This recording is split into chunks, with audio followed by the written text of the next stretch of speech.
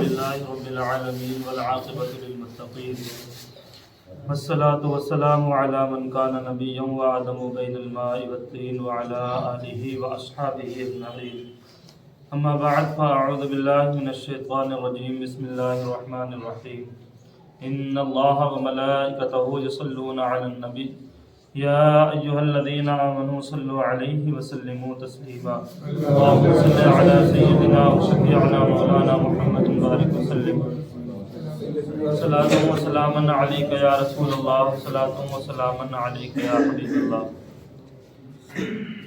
حضرات، ہماری گفتگو نماز کے سلسلے میں ابھی تک چل رہی ہے۔ کافی وقفہ ہو گیا، اس سے پہلے نماز کے شرائط شاید بیان کیے گئے تھے۔ نماز کے کل کتنی شرطیں ہیں؟ 7۔ نمبر 1 طہارت، اور طہارت میں 3 چیزیں ہیں۔ نماز پڑھنے والے آدمی کا بدن کا پاک ہونا، جو کپڑے وہ پہنے ہوئے ہیں ان کپڑوں کا پاک ہونا، اور جس جگہ پر نماز پڑھ رہا ہے اس جگہ کا پاک ہونا۔ دوسرے نمبر پر ستر عورت، یعنی مرد کا ناف سے لے کر کے گھٹنے کے نیچے تک چھپانا یہ شرط ہے۔ اگر اتنا بھی اگر وہ نہیں چھپاتا ہے بغیر کسی شرعی مجبوری کے تو اس کی نماز ہرگز نہیں ہوگی۔ اور تیسرے نمبر پر استقبال قبلہ، نماز کی حالت میں اپنے منہ کو کس کی طرف کرنا؟ قبلے کی طرف کرنا۔ اور اس کے بعد وقت کا ہونا، یعنی جو نماز پڑھ رہا ہے اس نماز کے لیے اس وقت کا ہونا ضروری ہے۔ یعنی ظہر کی نماز اگر کوئی پڑھ رہا ہے تو ظہر کا وقت ہونا یہ ضروری ہے۔ کس کے لیے؟ ادا کے لیے، قضا کے لیے کوئی ضروری نہیں ہے۔ جو مستحب وقت ہیں ان میں قضا ہر وقت کی پڑھ سکتا ہے۔ اور آخر میں کیا ہے؟ نماز کی نیت کرنا، یہ بھی کیا ہے؟ نماز کے شرائط میں سے ہے۔ ان چیزوں کا نماز سے پہلے ہونا یہ ضروری ہے۔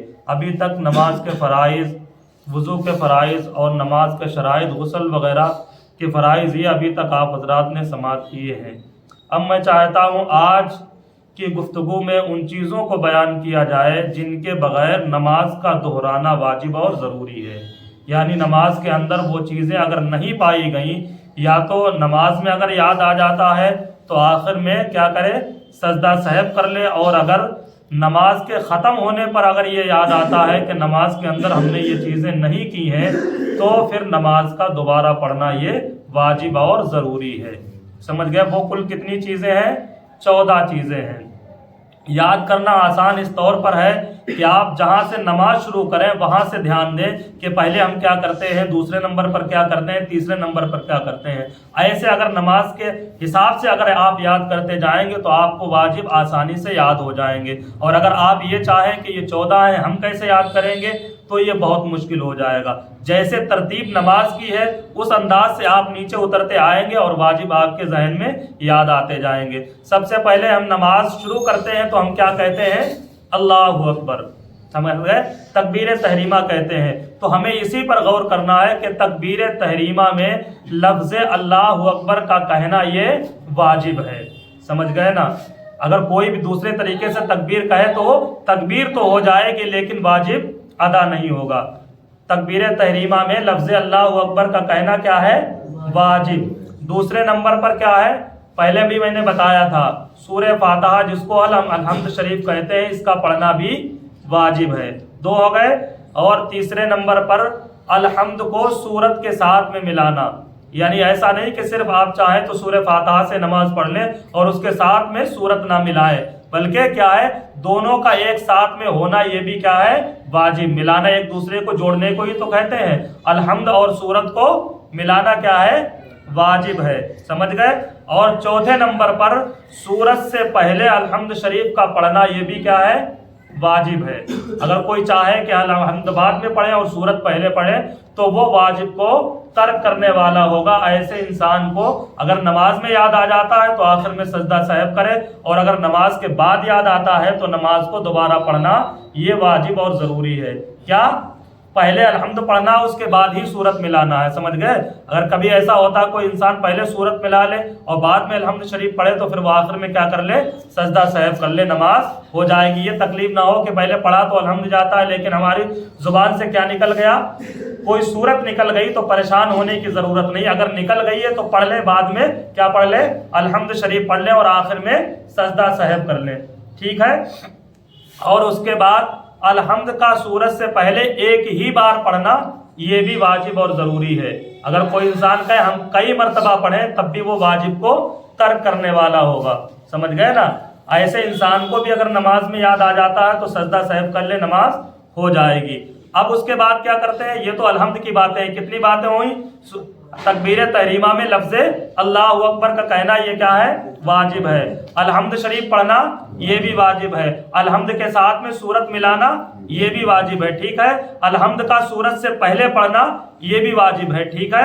और फर्ज की 2 पहली रकातों में और सुन्नत और नफल की हर रकात में क्या है, सूरह फातिहा पढ़ना ये भी वाजिब है। ये मसला याद रखें, बहुत सारे लोग ये परेशान होते हैं कि पता नहीं सूरत किस में मिलाई जाती है और किस में नहीं मिलाई जाती है। तो आप याद रखें, फर्ज नमाज जो हम पढ़ते हैं उसमें पहली 2 रकातों में अलहम्द के साथ सूरत मिलाई जाती है और बाकी और नमाजों में चाहे आप सुन्नत पढ़ें, नफल पढ़ें, उसमें सब में अलहम्द के साथ में सूरत में मिलाई जाएगी। सिर्फ फर्ज में क्या है, पहली 2 रकातों में और आखिर वाली 2 में नहीं, सुन्नत और नफल में सब में मिलाई जाएगी। यहां तक का मसला क्या रहा, अलहम्द शरीफ पढ़ने का।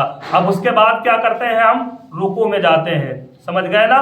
तो हमने पहले भी बताया था और अब भी बता रहे हैं कि नमाज रुकू से सीधा उठना और ये क्या है, वाजिब है। यानी जिसको क्या कहते हैं, कौमा, यानी सीधा खड़ा होना ये वाजिब। अगर कोई इंसान तकबीर कहते हुए खड़ा हुआ और झुका ही रहा और फिर फौरन सजदे में चला गया तो वो वाजिब को तर्क करने वाला होगा। ऐसे बहुत सारे पढ़े लिखे लोगों को भी मैंने देखा है कि सीधे नहीं खड़े होते हैं और उससे पहले ही क्या कहाँ चले जाते हैं, सजदे में चले जाते हैं। खड़ा होना सीधा ये क्या है, वाजिब है।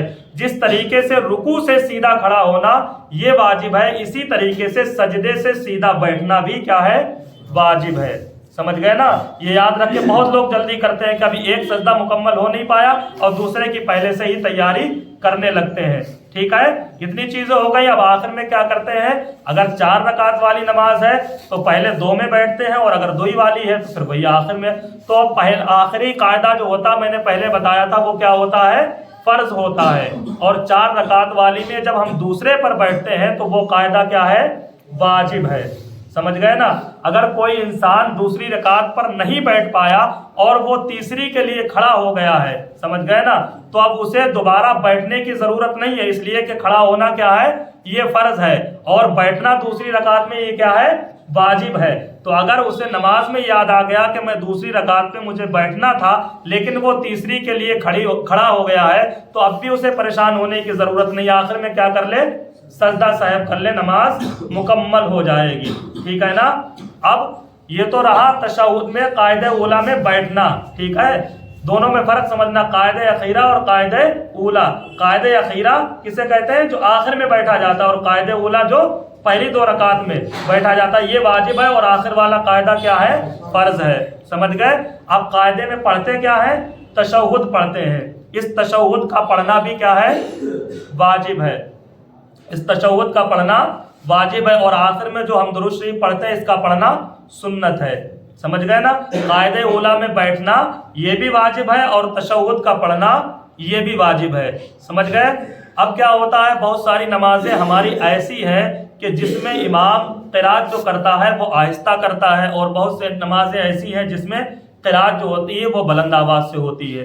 तो ज़ोहर और असर में आहिस्ता क़िरात करना ये भी वाजिब है और बाकी नमाजों में आवाज़ से क़िरात करना ये भी वाजिब है। समझ गए ना? बात समझ में आ रही कि नहीं आ रही? बहुत सारे लोग ये कहें कि अगर ज़ोहर में तेज़ आवाज़ से अगर किसी ने क़िरात कर ली तो फिर क्या होगा, वाजिब को तर्क करने वाला होगा और वो अगर ऐसा करता है जानबूझकर तो उसकी नमाज नहीं होगी। अगर धोखे से ऐसा हो जाता है तो फिर सजदा साहब से उसकी नमाज मुकम्मल हो सकती है। समझ गए? अब क्या होता है, और जब हम वित्र पढ़ते हैं तो इसमें क्या पढ़ा जाता है, दुआए कुनूत। इस दुआए कुनूत का पढ़ना भी वाजिब है। बहुत सारे लोग ये कहते हैं कि मुझे दुआए कुनूत याद नहीं है। سمجھ گئے؟ تو یاد نہ ہونا یہ کوئی عذر نہیں ہے. جب تک کسی انسان کو نہیں یاد ہے تب تک وہ ربنا آتنا فی الدنیا حسنہ یہ دعا پڑھ سکتا ہے، لیکن یاد کرنے کی اسے کوشش کرنا چاہیے. سمجھ گئے نا؟ یہ تو انسان کو کام چلانے کے لیے ہے، لیکن جو جس کا طریقہ ہے اسی انداز سے نماز کا پڑھنا یہ ہمارے لیے ضروری ہے. اچھا، یہ جو ہم سجدے کے لیے تکبیر کہتے ہیں، کھڑے ہونے کے لیے تکبیر کہتے ہیں، سجدے سے اٹھنے کے لیے تکبیر کہتے ہیں، سجدے میں جانے کے لیے تکبیر کہتے ہیں، ان تکبیروں کا کہنا کیا ہے؟ سنت ہے. لیکن جو وتر میں ہم دعائے قنوت کے لیے تکبیر کہتے ہیں اس تکبیر کا کہنا کیا ہے؟ واجب ہے. سمجھ گئے نا؟ اگر کوئی بغیر تکبیر کے دعائے قنوت پڑھنا شروع کر دے تب بھی وہ نماز سجدہ صحیح سے مکمل کر سکتا ہے. لیکن یہ کب صورتیں ہیں؟ جب انسان سے بھولے میں ایسی چیزیں ہو جائے. اب یہ نہ کوئی سمجھے کہ نہیں سجدہ صاحب آخر میں کر لیں گے، سب چھوڑتے ہوئے چلے جاؤ ہماری نماز مکمل ہو جائے گی. ایسا نہیں. جان بوجھ کے اگر کوئی ایسا کرتا ہے تو اس کی نماز نہیں ہوگی. یہ تو وہ صورتیں ہیں کہ اگر بھول کے اگر کسی انسان نے کر لیا اور نماز کے اندر ہی اسے یہ چیزیں یاد آ گئی تو نماز اس کی ہو سکتی ہے کس سے؟ سجدہ صاحب سے. اچھا، یہ تو پنج وقتہ نمازوں کے واجبات رہے. اچھا، ایک نماز عید اور بقرعید میں بھی پڑھی جاتی ہے تو ان میں بھی کوئی تکبیریں کیا ہے؟ واجب ہے. جس طریقے سے دعائے قنوت پڑھنے کے لیے تکبیر کہنا یہ واجب ہے، اسی طریقے سے عید اور بقرعید میں جو زائد تکبیریں کہی جاتی ہیں ان تکبیروں کا کہنا بھی واجب ہے. اور وہ کل کتنی ہوتی ہیں؟ 6 ہوتی ہیں. سمجھ گئے نا؟ یہ نمازوں میں جو تکبیریں ہوتی ہیں یہ تو سنت ہوتی ہیں، لیکن جو عیدین میں چاہے عید الفطر ہو چاہے عید الاضحیٰ ہو ان میں جو زائد تک جو اور نمازوں میں ہے وہ تو سنت ہیں، ان کے علاوہ جو اللہ اکبر کہی جاتی ہیں وہ تکبیریں جو زائد ہوتی ہیں وہ کہنا کیا ہے؟ واجب ہے. اگر انسان بھول جاتا ہے اور نماز میں یاد آ جائے تو پھر سجدہ صحیح کر لے، نماز مکمل ہو سکتی ہے. ایک بار پھر دوہرا لیں، تکبیر تحریمہ میں لفظ اللہ اکبر کہنا یہ واجب ہے. ٹھیک ہے. الحمد شریف پڑھنا یہ بھی واجب ہے. الحمد شریف کے ساتھ سورت ملانا یہ بھی واجب ہے. ٹھیک ہے. الحمد شریف کا سورت سے پہلے ہونا یہ بھی واجب ہے. فرض کی پہلی 2 رکعتوں میں اور سنت نفل کی ہر رکعت میں سورہ فاتحہ کے ساتھ سورت ملانا یہ واجب ہے. رکوع سے سیدھا کھڑا ہونا یہ بھی واجب ہے. سجدے سے سیدھا بیٹھنا یہ بھی واجب ہے. قاعدہ اولیٰ میں بیٹھنا یہ بھی واجب ہے. تشہد پڑھنا یہ بھی واجب ہے. ٹھیک ہے. دعائے قنوت پڑھنا یہ بھی واجب، اور دعائے قنوت کے لیے تکبیر کہنا یہ بھی واجب. ظہر اور عصر میں آہستہ قرات کرنا یہ واجب ہے، اور باقی نمازوں میں جہر یعنی آواز کے ساتھ میں قرات کرنا یہ بھی واجب ہے. اور عیدین کی جو زائد تکبیریں ہیں ان تکبیروں کا کہنا بھی واجب ہے. ٹھیک ہے نا؟ کوشش کریں، یاد کریں. انشاءاللہ کل پھر اس کو بیان کریں گے. اگر سب نہیں یاد رہ سکتی ہے تو کم سے کم انسان، میں نے جو بتایا طریقہ کہ شروع سے یاد کرے کہ شروع ہم نماز کہاں سے شروع کرتے ہیں، اس کے بعد میں کون کون سی چیزیں آتی جاتی ہیں. اگر انسان کو یہ معلوم ہو جائے کہ نماز میں فرض کتنے ہیں، شرط کتنے ہیں، واجبات کتنے ہیں، پھر اسے آپس میں جوڑنے میں کوئی پریشانی نہیں ہوگی. سمجھ گئے؟ پریشانی کب ہوتی ہے؟ جب ہمیں معلوم ہی نہیں کہ فرض کون سے ہیں اور واجبات کون سے ہیں، شرائط کون سے ہیں، تب پریشانی ہوتی ہے. لیکن کم سے کم اگر نہیں بھی یاد رہ سکتے ہیں تو اتنا تو ہمیں اتنا سننے کے بعد میں معلوم ہو گیا کہ ان چیزوں کا نماز کے اندر کرنا یہ واجب اور ضروری ہے. اگر یہ چیزیں نہیں پائی گئیں تو نماز کا دوبارہ پڑھنا یہ واجب اور ضروری ہوگا. ٹھیک ہے نا؟ جی، جیسے آپ جماعت پڑھا رہے ہیں، ہاں، آپ کے ساتھی سجدے میں جانا چاہ رہے ہیں، آپ کے ساتھی رکوع میں جانا چاہ رہے ہیں، وہ غلط ہے. یہ دیکھیے ساتھ میں تو الگ کی بات ہے. جب امام نماز پڑھ رہا ہے اور پیچھے مقتدی اس کی اقتدا کر رہے ہیں تو اقتدا کا مطلب ہی ہے یہ ہے کہ جب امام کسی چیز کا حکم آپ کو دے دے اس کے بعد میں آپ کو وہ کام کرنا ہے. جیسے اگر ہم ابھی سجدے میں نہیں گئے، ہم نے سجدے کی یہ تکبیر نہیں کہی اور آپ مجھ سے پہلے ہی سجدے میں حاضر ہیں تو پھر آپ نے ہماری اقتدا نہیں کی ہے، پھر تو آپ اپنی نماز پڑھنے. ایسے انسان جو امام سے پہلے رکوع اور سجدہ کرے ایسے انسان کی نماز نہیں ہوتی ہے. سمجھ گئے نا؟ یہ کوشش کرنا چاہیے کہ جب یہ دیکھ لے کہ امام جا رہا ہے اس کے بعد میں کوشش کرے. ٹھیک ہے نا؟ ہم نے دیکھا پہلے اگر پاس میں جو لوگ پڑھتے ہیں ان کا اندازہ لگ جاتا ہے کہ ہم نہیں گئے ہیں اور وہ پہلے مجھ سے حاضر ہو گئے رکوع اور سجدے میں. یہ کوشش کرنا چاہیے. نماز سکون کی چیز ہے. یہ سمجھ گئے؟ ارکان کو ایک ساتھ میں آرام سے پڑھنا یہ بھی کیا ہے؟ واجب ہے. یعنی اگر ایک رکن آپ کا ابھی مکمل نہیں ہوا اور دوسرے رکن کی طرف آپ جا رہے ہیں تو آپ کی نماز مکمل. جیسے ایک رکن کیا ہے؟ رکوع کرنا، دوسرا رکن سجدہ کرنا، پھر قاعدہ. ابھی آپ کا رکوع مکمل نہیں اور سجدے کی طرف آپ جا رہے ہیں تو جب رکن ہی آپ چھوڑ دیں گے تو پھر آپ کی نماز مکمل نہیں ہوگی. اپنی نماز پڑھتے ہیں لوگ किसी तो के लिए 3 बार पढ़ी ना पाती वो सोने भी उठ के खड़े रहते हैं, अदबर होती है, पूरी सतर भी ना होती है। सरकार दो आलम सल्लल्लाहु अलैहि वसल्लम ने इरशाद फरमाया कि जो नमाज सुकून और इत्मीनान के साथ में नहीं पढ़ता है वो क्या है, सबसे बड़ा चोर है। नमाज का मतलब ही सुकून है, समझ गए। अगर इंसान ये चाहता कि मुझे नमाज में सुकून हासिल नहीं होता है तो उसे ये कोशिश करना चाहिए कि जिस इंसान को नमाज पढ़ने के बाद भी सुकून हासिल नहीं तो वो नमाज सुकून से पढ़े। समझ गए। जब नमाज सुकून से पढ़ने लगेगा इंशाअल्लाह उसके दिल को भी सुकून हासिल हो जाएगा। और कोई किसी को पूछना? ये चीज़ें जो है ना वो ये आप याद करने की कोशिश करें, इसलिए कि बहुत सारी चीज़ें इसमें तो ऐसी चीज़ें हैं कि अगर आप इसमें नहीं करेंगे तो फिर आपकी नमाज मुकम्मल नहीं होगी। यानी आप जैसे खाना खाएं और नमक उसमें ना हो तो पेट तो भर सकता है लेकिन मज़ा नहीं आता। इसी तरीके से है कि नफ्स नमाज तो वाजिब को छोड़ने के बाद में हो सकती है लेकिन जो मज़ा है नमाज का, चाशनी है, शीरीनी, वो हासिल नहीं हो सकती। इसलिए इंसान को चाहिए कि जब नमाज के मसाइल आपको याद हो तो उसको कोशिश भी करना चाहिए कि हम नमाज में अप्लाई करें। और जब इंसान करता रहता है तो मसाइल याद भी रहते हैं, जब इंसान करता नहीं है तब जाके वो भूल जाता है। समझ गए। जैसे आज हमने कोई चीज़ बताई है तो आप कल से जब नमाज पढ़ें तो ये कोशिश करें कि कल मुझे क्या बताया गया था, मैं वही सारी चीज़ें आज से अपनी नमाज में दाखिल करने की कोशिश करें। समझ गए। जब आप करते रहेंगे तो इंशाल्लाह भूलेंगे ही नहीं। सुन्नतें हम किस लिए भूल जाते हैं? समझ गए। पानी हम पीते हैं दाहिने हाथ से ही पीते हैं, खाना दाहिने हाथ से ही खाते हैं, लेकिन हमें याद नहीं रहता है कि नबी की सुन्नत भी है दाहिने हाथ से पीना। अगर पानी हम देख के पी लेंगे तो याद रखें कि हमारे सरकार ने फरमाया देख के पानी पिए। पीते तो हम कोई भी गंदा पानी नहीं पीता, लेकिन इंसान अगर ये सोच ले कि देख कर पानी पीना ये हमारे नबी की सुन्नत है तो पानी भी साफ पिएंगे और आपको सवाब भी मिल जाएगा। आप दाहिने हाथ से पीते हैं लेकिन इतना ख्याल कर लें ये पीना हमारे नबी की सुन्नत है तो पीने में मज़ा भी आ जाएगा। समझ गए ना।